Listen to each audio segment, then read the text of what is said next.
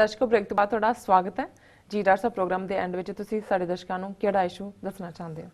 देखो कुछ मैसेजेस ने और वैसे दूसरे सैगमेंट च एक इशू मैं होर जिहड़ा कि ऑलरेडी उहदे ते पाया सी नहीं डिस्कस कर सकिया टाइम करके उन्होंने मैं टच करांगा जी।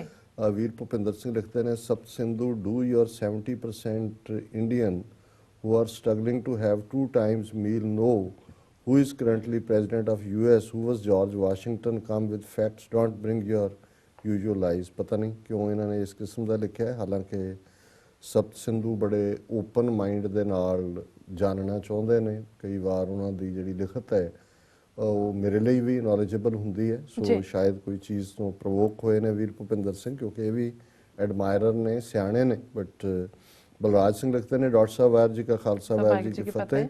कल नूं कौमी शहीद भाई हरजिंदर सिंह पाड़ा के पिता जी सरदार ईशर सिंह जी का फ्यूनरल भी है। मैनूं अफसोस है कि सर ईशर सिंह चढ़ाई कर गए हैं। जदों भी मैं टोरंटो जाता रहा जे मैं भावें एक दिन भी रुकना होए इन्हां दे पाड़ा परिवार के घर जाना। इन्हां दे बुजुर्ग बहुत ही डेडिकेटेड भले गुरबाणी नाल प्यार करने वाले। सो सतगुरु के चरनां च अरदास है कि महाराज उन्होंने रूह नूं अपने आत्मा जिहड़ा अपने चरनां च निवास देण।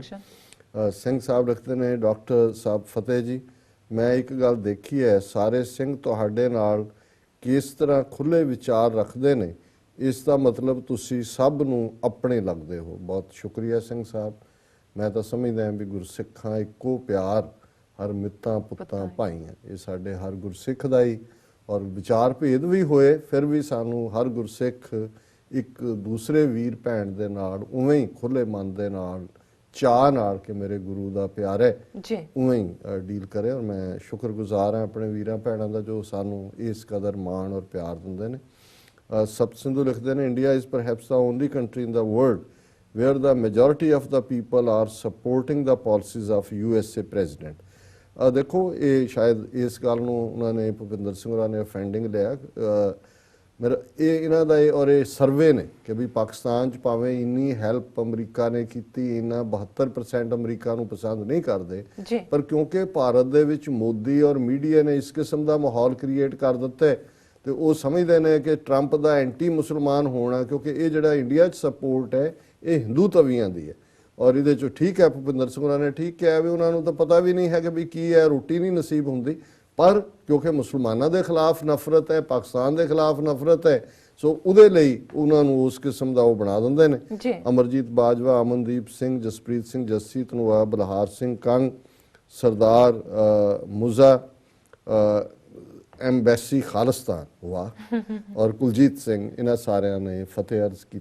जिहड़ा पहला इशू जिहदे च एक रिपोर्ट सी अज के use of illicit substances 5 times national figure, एक सर्वे आया जिहड़ा कि इन्हां दे काफ़ी डिटेल है 2895 एडल्ट्स के उत्ते।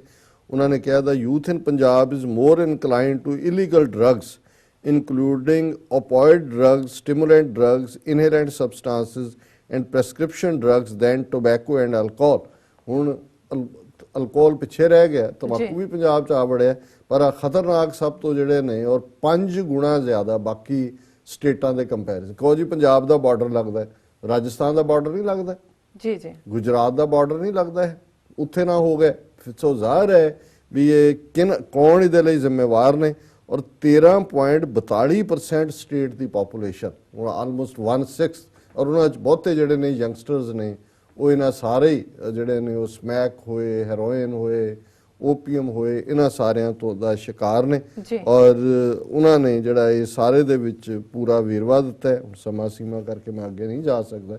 और एक इशू जोड़ा ये होर मार किया सी, खबर सी कि भी ये जड़ियाँ खाप पंचायतां ने हरियाणे च ਜਿਹੜੀਆਂ फरमान जारी करदियां जे एक गोत के मुंडे ने उसे वाले पिंड वाली कुड़ी नाल विआह रचा लिया जां दूजा इन्हां नूं मार दिओ, उन्हां दे घरदिआं नूं बाईकाट कर दिंदे ने, कुट कट के कढ दिंदे ने, मर्डर कर दिंदे ने। और उत्थे हुण एक पूरी उन्होंने कन्वेंशन की है जी खाप पंचायतां साडियां बहुत ट्रैडिशनल पंचायतां ने और इन्हां नूं मानता दित्ती जाए जुडिशरी दे नाते कि इन्हां दे फैसले नूं भी उवें ही अहमियत होए जिवें कि जुडिशरी दा।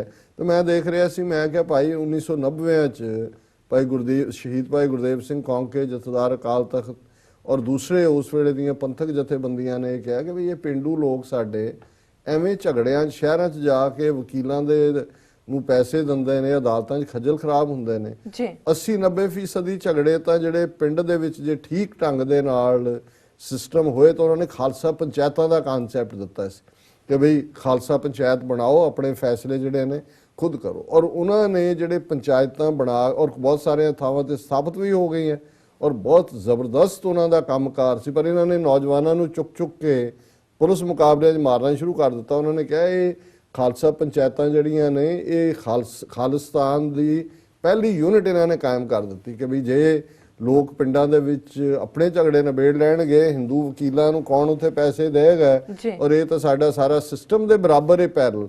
ਹੁਣ ਇੱਕ ਪਾਸੇ ਉਹਨਾਂ ਨੂੰ ਮੁਕਾਬਲਿਆਂ 'ਚ ਮਾਰ ਦਿੱਤਾ ਹੈ ਜਿਹੜੇ ਅਦਾਲਤਾਂ ਦੀ ਖੱਜਲ ਖੁਆਰੀ ਨਾਲੋਂ ਲੋਕਾਂ ਨੂੰ ਬਚਾਉਂਦੇ ਸੀ, ਤੇ ਅੱਜ ਜਿਹੜੀਆਂ ਉਸ ਕਿਸਮ ਦੀਆਂ ਸ਼ੋਵਨਿਸਟਿਕ ਕਾਸਟਿਸਟ ਖਾਪ ਪੰਚਾਇਤਾਂ ਨੇ ਜਿਹੜੀਆਂ ਦਲਿਤਾਂ ਦੇ ਖਿਲਾਫ ਨੇ, ਮਾਈਨੋਰਟੀਜ਼ ਦੇ ਖਿਲਾਫ ਨੇ।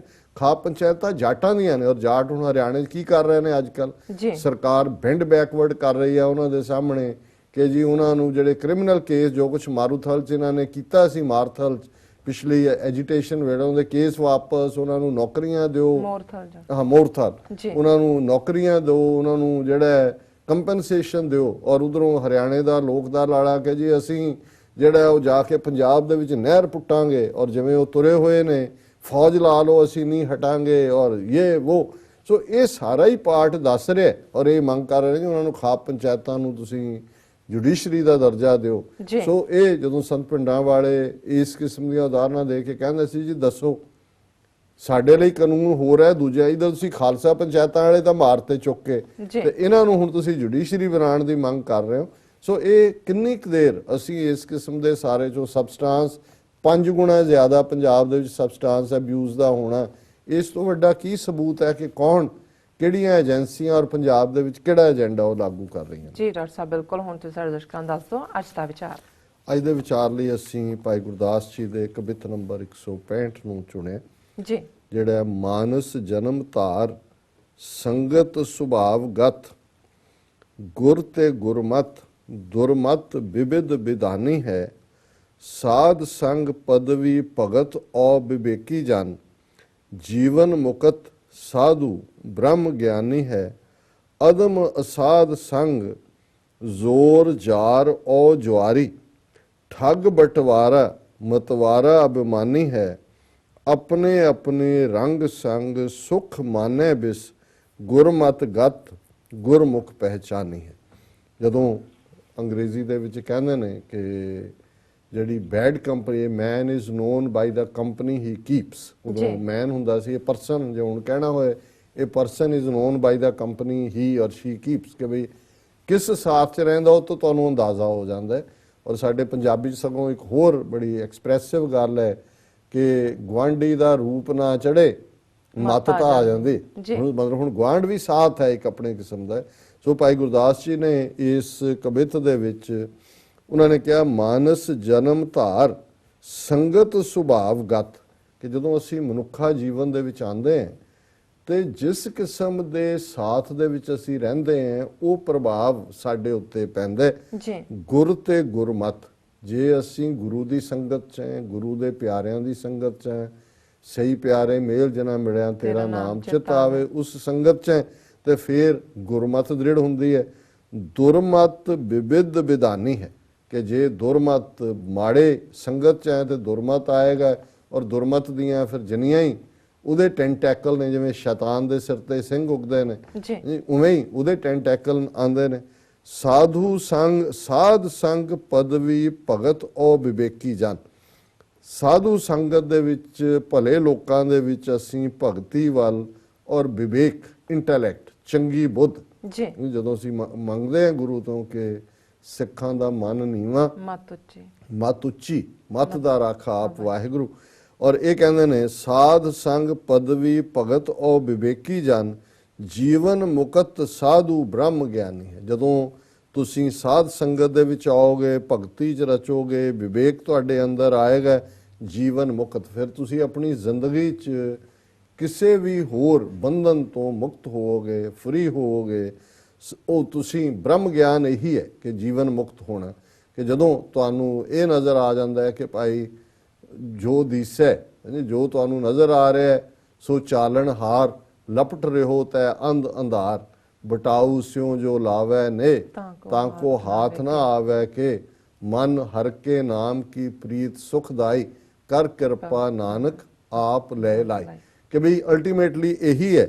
ਸੋ ਉਹ ਜੀਵਨ ਮੁਕਤ ਹੈ। ਅਧਮ ਅਸਾਧ ਸੰਗ ਚੋਰ ਜਾਰ ਉਹ ਜੁਆਰੀ, ਠੱਗ ਬਟਵਾਰਾ ਮਤਵਾਰਾ ਅਭਿਮਾਨੀ ਹੈ। ਤੇ ਜੇ ਤੁਸੀਂ ਮਾੜੇ ਲੋਕਾਂ ਦੇ ਨਾਲ ਅਧਮ ਨੀਚ ਲੋਕਾਂ ਦੀ ਸੰਗਤ ਚ ਹੋਵੋਗੇ ਤਾਂ ਫਿਰ ਕੀ ਕਰੋਗੇ? ਚੋਰੀ ਕਰੋਗੇ, ਯਾਰੀ ਕਰੋਗੇ, ਜੁਆਰੀਏ ਬਣੋਗੇ, ਠੱਗ ਬਣੋਗੇ, ਡਿਸੀਟਫੁਲ ਹੋਵੋਗੇ, ਐਡਿਕਟ ਹੋਵੋਗੇ, ਨਸ਼ਈ ਹੋਵੋਗੇ ਤੇ ਹੰਕਾਰੀ ਹੋਵੋਗੇ। ਸਾਰੇ ਸ਼ਬਦ ਉਹਨਾਂ ਨੇ ਇਸਤੇਮਾਲ ਕੀਤੇ ਨੇ।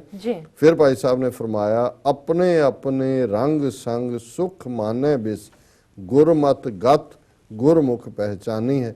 ਜੋ ਜਿਹੀ ਸੰਗਤ ਦੇ ਵਿੱਚ ਜਿਹੜਾ ਉਹ ਰਹਿੰਦਾ, ਉਹ ਉਸ ਸੰਗਤ ਦਾ ਹੀ ਫਿਰ ਫਲ ਜਿਹੜਾ ਹੈ ਉਸ ਨੂੰ ਭੋਗਦਾ। ਪਰ ਜਿਹੜਾ ਗੁਰਮੁਖ ਹੈ ਉਸ ਨੂੰ ਆਪਣੇ ਗੁਰੂ ਦੇ ਪਿਆਰ ਦੀ ਹਕੀਕਤ, ਗੁਰੂ ਦੇ ਪਿਆਰ ਦਾ ਆਨੰਦ ਉਸ ਦੇ ਅੰਦਰ ਵਸ ਜਾਂਦਾ ਹੈ ਔਰ ਉਹ ਫਿਰ ਗੁਰੂ ਦੇ ਅੰਗ ਸੰਗ ਰਹਿ ਕੇ ਰੰਗ ਸੁਖ ਮਾਣਦਾ, ਆਨੰਦ ਦੇ ਵਿੱਚ ਰਹਿੰਦਾ। ਇਹ ਅੱਜ ਦਾ ਵਿਚਾਰ ਜੀ। ਡਾਕਟਰ ਸਾਹਿਬ ਤੁਹਾਡਾ ਬਹੁਤ ਬਹੁਤ ਸ਼ੁਕਰੀਆ, ਤੁਸੀਂ ਅੱਜ ਦੇ ਅਹਿਮ ਇਸ਼ੂ ਤੇ ਅੱਜ ਦਾ ਵਿਚਾਰ ਸਾਰੇ ਦਰਸ਼ਕਾਂ ਨਾਲ ਸਾਂਝਾ ਕੀਤਾ। ਇਸ ਨਾਲ ਆਪਣੇ ਵਿਊਅਰਸ ਕਰਨ ਦੀ ਇਜਾਜ਼ਤ। ਵਿਊਅਰਸ, ਸਾਡੇ ਪ੍ਰੋਗਰਾਮ ਦਾ ਸਮਾਂ ਇੱਥੇ ਸਮਾਪਤ ਹੁੰਦਾ ਹੈ। ਤੁਸੀਂ ਆਪਣੀ ਰਾਏ ਤੇ ਸੁਝਾਅ ਸਾਨੂੰ ਭੇਜਣਾ ਭੁੱਲਣਾ ਸਾਡੇ ਇਸ ਪਤੇ ਤੇ sos@tv84.tv ਤੇ ਅਸੀਂ ਆਪਣਾ ਪ੍ਰੋਗਰਾਮ ਲੈ ਕੇ ਫਿਰ ਦੁਬਾਰਾ ਤੁਹਾਡੇ ਸਾਹਮਣੇ ਮੁਕਾਵਾਂਗੇ। ਤਦ ਤੱਕ ਲਈ ਮੈਨੂੰ ਤੇ ਪੁਨਾਰ ਸੁਣਾ ਗਿਆ ਦੋ। ਦੇਖਦੇ ਰਹੋ TV84, ਬੁਲਾ ਦੇ ਫਤਿਹ। ਵਾਹਿਗੁਰੂ ਜੀ ਕਾ ਖਾਲਸਾ, ਵਾਹਿਗੁਰੂ ਜੀ ਕੀ ਫਤਿਹ।